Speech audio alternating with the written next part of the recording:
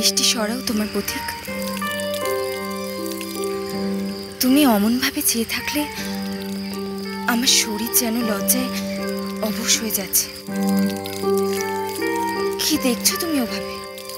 তোমাকে তোমাকে সুন্দরী, এমন সৌন্দর্য আমি আগে কখনো দেখিনি। এত রাতে এই নির্জন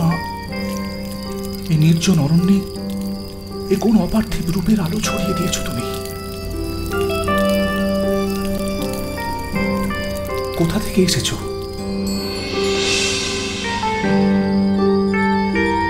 কে তুমি?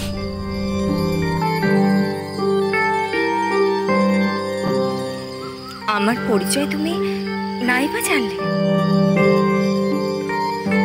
থাক না ওটুকু রহস্য। আচ্ছা পথিক,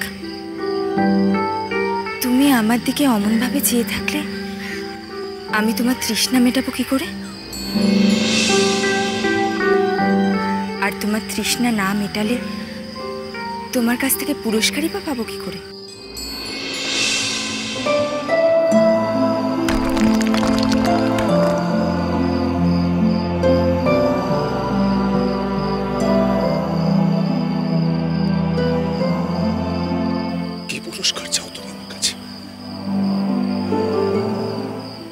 এমন কি আছে যা আমি তোমায় দিতে পারি?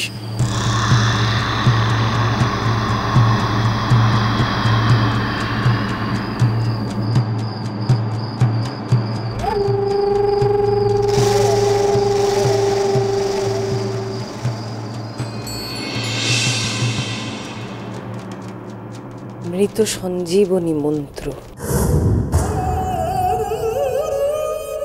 নিজের পরিবার পরিজন থেকে, নিজের স্ত্রীর কাছ থেকে বিচ্ছিন্ন পুরুষ চাঁদ সেদিন ছিল সব অর্থে তৃষ্ণার্ত।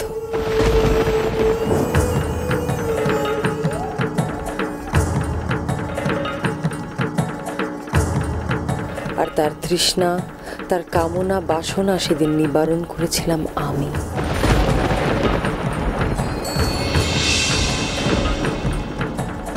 আর বিনিময়ে তার কাছ থেকে চেয়ে নিয়েছিলাম সেই মন্ত্র, সেই দুর্মূল্য মহার্ঘ দৈবী মন্ত্র, মৃত সঞ্জীবনী।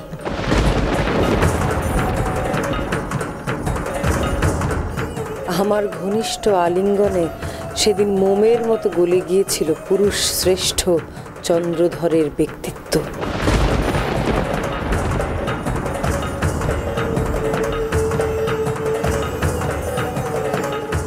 আমার বাহু পাশে আবিষ্ট চাঁদ সেদিন বুঝতেও পারেনি দুর্বল মুহূর্তে এক নিমেষের ভুলে কোন সম্পদ হারালো সে।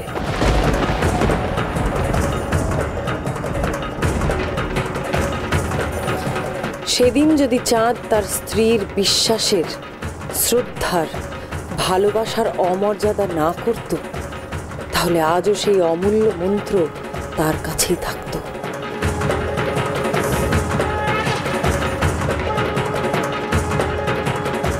আমি হাজার চেষ্টা করলেও কেড়ে নিতে পারতাম না তোমার সন্তানদের। এই সংসার শ্মশান হয়ে যেত না। সনকার কোল খালি করে ৬-৬টি পুত্রকে এভাবে চলে যেতে হতো না।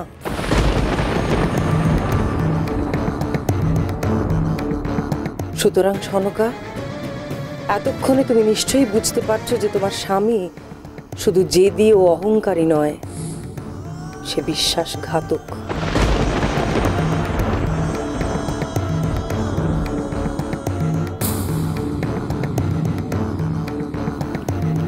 আর তোমার দুর্দশার সবচেয়ে বড় কারণ তার বিশ্বাসঘাতকতা।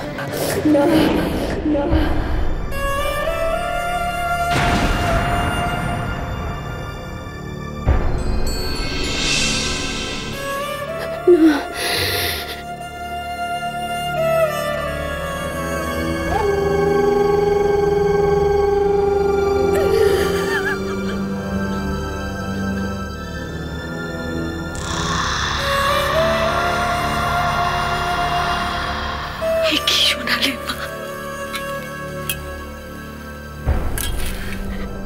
শোনালে আমাকে।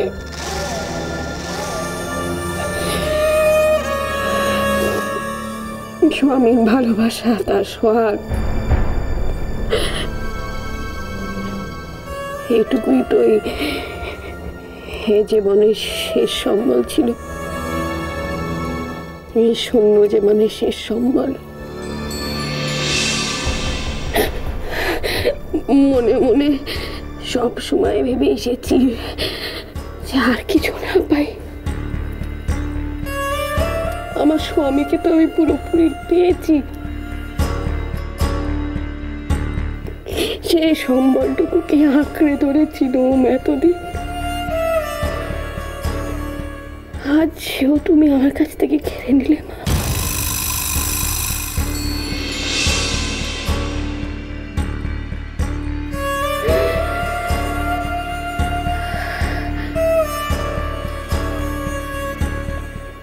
ঘিরে মনে করে এই আঁচলে আমি আঁচ বেঁধে রেখেছি।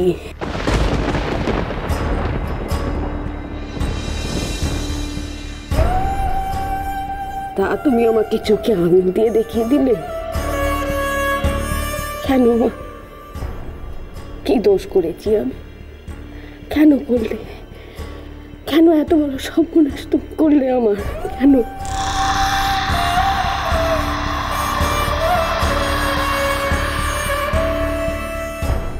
আমার এই জীবনে, পুরা জীবনে উনি ছাড়া তো আমার আর কেউ নেই, আর কেউ বাকি রইল না, আর কিচ্ছুটি নেই আমার এই জীবনে।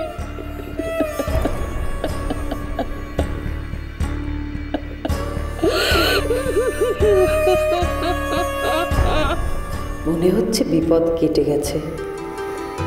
স্বামী দেবতার চারিত্রিক দোষের সংবাদে উন্মত্ত হয়ে উঠেছে সনকা। সতী সাধ্বী স্ত্রীর আত্মাভিমানে আঘাত লেগেছে। এখন আর সন্তানের দীর্ঘ আয়ু প্রার্থনা করার কথা স্মরণে থাকবে না তার। যে উদ্দেশ্যে অতীতের এক ভুলে যাওয়া অধ্যায় খুলে ধরেছিলাম, সেই উদ্দেশ্য সফল হয়েছে। সনকার সমস্ত সত্তা এখন তার স্বামীকে কাঠগড়ায় দাঁড় করাতে ব্যস্ত।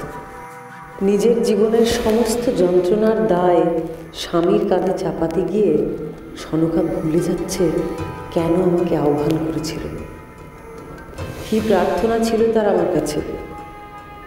এই সুবর্ণ সুযোগ। সনকা বা তার পুত্রবধূদের তাদের ভুলে যাওয়া প্রার্থনার কথা মনে পড়ার আগেই সুকৌশলে চলে যেতে হবে আমায়। আশা করি আমার বিরুদ্ধে তোমার আর কোনো অভিযোগ নেই সনকা।